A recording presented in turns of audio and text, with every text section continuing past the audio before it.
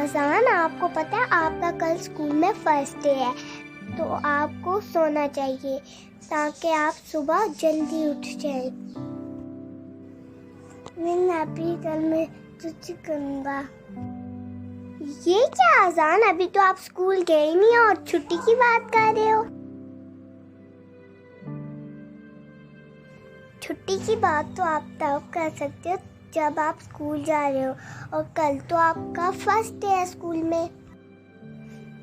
नहीं आपी, कल तो मैं घर में खेलूंगा।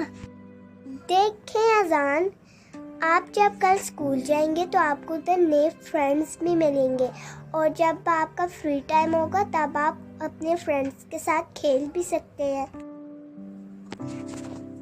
सच आपी, मैं वहाँ पर खेल भी सकता हूँ। जी अजान, आपको तो खेलने का भी टाइम मिलेगा और बहुत सारी अच्छी अच्छी चीजें भी सीखने को मिलेंगी।